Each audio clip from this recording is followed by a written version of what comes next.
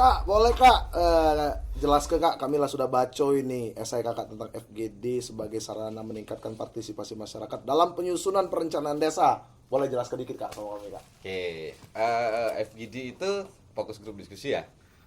Diskusi santai, tapi tematik, terarah dengan konsep yang pengen dibahas apa. Bisa jadi per sub bidang kegiatan, bisa jadi per item permasalahan di desa itu sendiri. Kok pakai FGD? Bukan metode yang lain. Jadi gini, FGD itu enaknya dipakai. Satu, kita bisa dapat pendalaman isu. Pendalaman isu dari permasalahan. Kenapa? Karena ketika kita ngobrol diskusi, ngobrol santai, kita bisa lihat interaksi-interaksi dari masing-masing peserta. Itu keuntungannya. Tapi secara kelemahan di FGD ini pengolahan datanya yang akan sulit. Nah, di sini peran moderator yang penting. Jadi harus ada moderator yang memang mampu memanage jalannya diskusi sehingga tidak terlalu lebar, tidak terlalu jauh. Dan syarat utama dari FGD atau ngobrol santai terarah itu homogen. Jadi harus ya kalau di desa nih ya, kalau karena memang basisnya perencanaan desa, lebih ke perpat di desa itu sendiri. Misalnya kita ingin bahas sektor pertanian. Ayo kelompok taninya ngobrol dengan kelompok tani dan pemangku kebijakan. Sehingga pemangku kebijakan difasilitasi oleh tenaga pendamping desa, difasilitasi oleh mungkin pendamping dari sektor pertanian atau di sektor lain. Itu yang akan memanage jalannya diskusi. Gitu. Kalau secara metodologi, kenapa sampai menulis ini? Ini kan berangkat dari keresahan karena partisipasi masyarakat di bidang perencanaan khususnya di bidang perencanaan ini sangat-sangat minim, masih minim dari angka yang hadir di dalam dokumen perencanaan karena dokumen perencanaan jadi sumber data sekunder dalam esai ini kan. Terus data primernya dari mana? Data primernya dari hasil wawancara indef interview dengan pelaku penyusunan RKP. RKP itu rancangan kerja pemerintah desa yang disusun setiap tahun. Nah, dari hasil wawancara itu kita gali lagi informasi, oh ternyata memang partisipasi masyarakat itu rendah. Masalahnya banyak, faktor yang membuat partisipasi itu rendah sangat-sangat banyak. Jadi ini sebenarnya sudah penelitian lanjutan dari penelitian terdahulu, ada teman juga yang melakukan penelitian terkait tingkat partisipasi masyarakat dalam pelaksanaan perencanaan. Itu yang kalau bicara kenapa harus FGD. Nah, alasan utama kenapa harus pakai FGD, kenapa harus pakai diskusi fokus terarah ini karena lebih efisien, satu murah, kedua fleksibel dan tadi elaboratif. Pelaksananya enak. Kalau di DPR kabupaten, di DPR provinsi, di DPR pusat itu ada reses.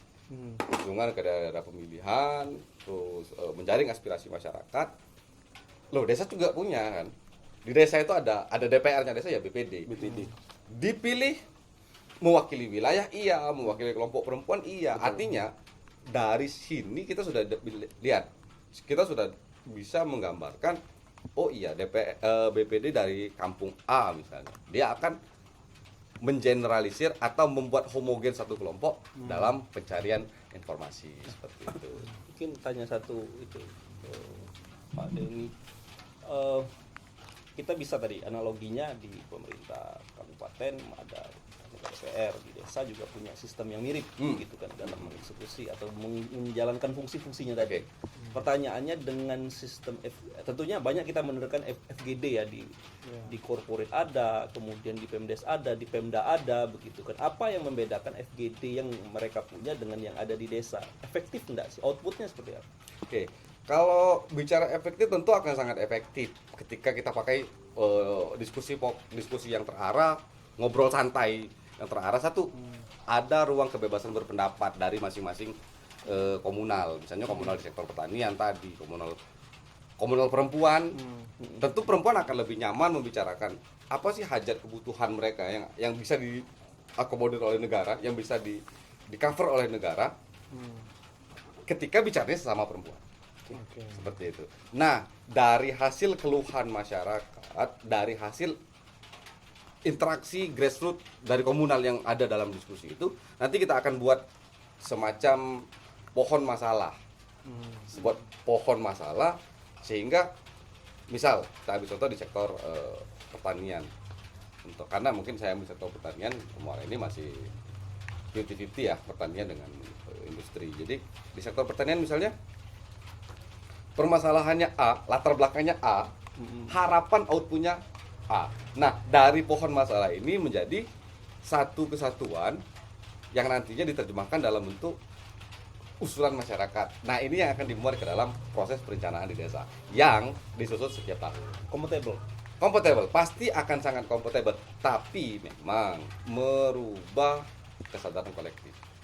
Oke. Dapat poinnya. Paling nanti kita tunggu nih undangannya ke kita untuk datang ke FGD yang benar-benar ngebahas soal sarana untuk meningkatkan partisipasi masyarakat dalam perencanaan desa. Ya, karena kesadaran kolektif itu susah. Oke. Karakteristik masyarakat harus membuat satu frekuensi dulu. Efeknya banyak, penyebabnya pun banyak. Dan FGD bisa jadi jalan keluar. FGD menjadi salah satu sarana, jadi jalan keluar lah untuk peningkatan partisipasi masyarakat dengan tadi membuat kelompok-kelompok kecil di desa, dicari keluhannya, dibukukan dalam satu bentuk narasi perencanaan yang memuat akar masalahnya apa, kemudian solusi dari permasalahan itu apa, output dari permasalahan itu ketika diselesaikan dengan solusi yang tepat menjadi tepat. Oke, thank you Kang Denny. Boleh kita nanti tunggu acaranya ya. Oke ya, terima kasih ya. Oke, thank you.